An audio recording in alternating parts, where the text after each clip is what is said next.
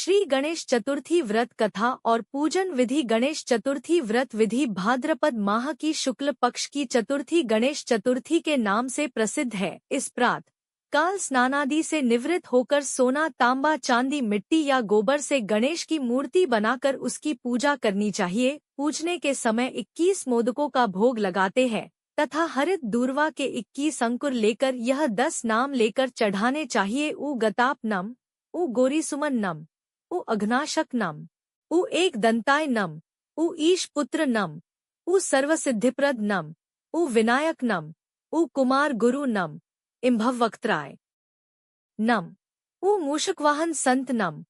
तत्पश्चात 21 लड्डुओं में 10 लड्डू ब्राह्मणों को दान देना चाहिए और 11 लड्डू स्वयं खाने चाहिए।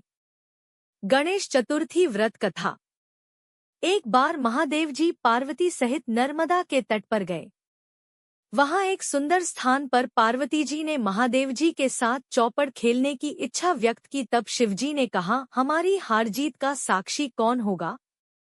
पार्वती ने तत्काल वहां की घास के तिनके बटोरकर एक पुतला बनाया और उसमें प्राण प्रतिष्ठा करके उससे कहा, बेटा, हम चौपड़ खेलना चाहते हैं, किंतु यहाँ हार जीत का साक्षी कोई नहीं है।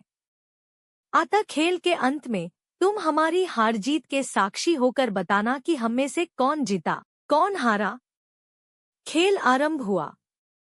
दैवयोग से तीनों बार पार्वती जी ही जीती। जब अंत में बालक से हार जीत का निर्णय कराया गया तो उसने महादेव जी को विजय बताया। परिणामतः पार्वती जी ने क्रुद्ध होकर उसे एक पांव से लंगड़ा होने और वहां के कीचड़ में पड़ा रहकर दुहक भोगने का शाप दे दिया। बालक ने विनम्रतापूर्वक कहा, मां, मुझसे अज्ञानवश ऐसा हो गया है। मैंने किसी कुटिलता या द्वेष के कारण ऐसा नहीं किया। मुझे क्षमा करें तथा शाप से मुक्ति का उपाय बताए। तब ममतारूपी माँ को उस पर दया आ गई और वे बोली, यहाँ नागकन्याएं गणेश पूजन करने आएंगी। उनके उपदेश से तुम गणेश व्रत करके मुझे प्राप्त करोगे। इतना कहकर वे कैलाश पर्वत चली गई। 1 वर्ष बाद वहां श्रावण में नागकन्याएं गणेश पूजन के लिए आईं।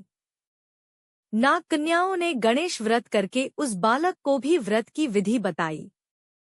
तत्पश्चात बालक ने 12 दिन तक श्री गणेश जी का व्रत किया।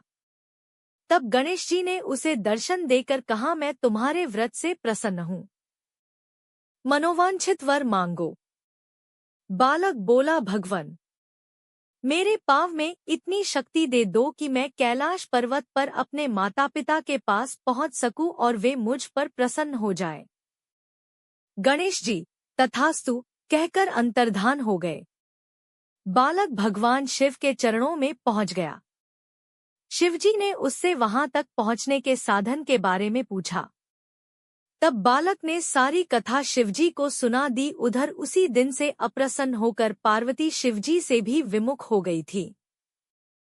तदुपरांत भगवान शंकर ने भी बालक की तरह 21 दिन पर्यंत श्री गणेश का व्रत किया, जिसके प्रभाव से पार्वती के मन में स्वयं महादेव जी से मिलने की इच्छा जागृत हुई। वे शीघ्र ही कैलाश पर्वत पर आ पहुंची। वहां पहुंचकर पार्वती जी ने शिवजी से पूछा, भगवन, आपने ऐसा कौन सा उपाय किया जिसके फलस्वरूप मैं आपके पास भागी भागी आ गई हूँ? शिवजी ने गणेश व्रत का इतिहास उनसे कह दिया। तब पार्वती जी ने अपने पुत्र कार्तिकेय से मिलने की इच्छा से 21 दिन पर्यंत 21 से 21 की संख्या में दूर्वा, पुष्प तथा लड्डुओं से गणेश जी का पूजन किया। 21वें दिन कार्तिकेय स्वयं ही पार्वती जी से आ मिले।